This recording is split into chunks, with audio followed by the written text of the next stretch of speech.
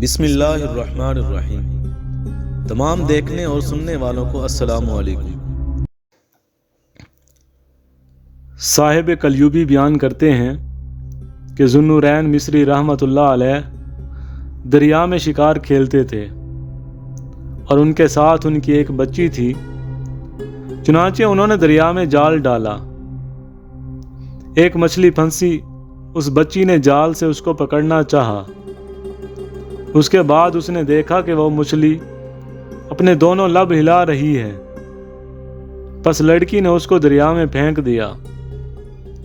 ذو النورین رحمۃ اللہ علیہ نے اس سے فرمایا کہ تو نے ہماری کمائی کیوں ضائع کر دی؟ لڑکی نے ان سے عرض کیا کہ میں اس مخلوق خداوندی کے کھانے پر راضی نہیں ہوں جو اللہ تعالیٰ کا ذکر کرتی ہے۔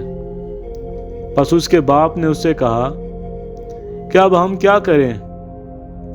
اس نے کہا کہ آئیے ہم اللہ تعالیٰ پر توکل کریں گے، وہ ہم کو ایسا رزق دے گا جو اللہ تعالیٰ کا ذکر نہیں کرتا ہے۔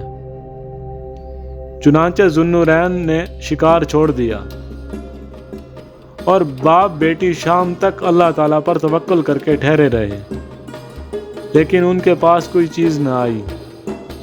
جب عشاء کا وقت ہوا تو اللہ تعالیٰ نے ان پر آسمان سے خوان پر طعام نازل فرمایا، اور اس خوان پر مختلف قسم کے کھانے تھے، اور تقریباً 12 برس تک ہر رات کو خوان اترتا رہا۔ ذو النون نے گمان کیا کہ نزول خوان کا سبب ان کی نماز، روزہ، عبادت اور ان کی اطاعت ہے، چنانچہ وہ لڑکی مر گئی۔ اس کے بعد نزول خوان بند ہو گیا۔ اس وقت معلوم ہوا کہ نزول خوان لڑکی ہی کی وجہ سے تھا اور ان کی وجہ سے نہ تھا۔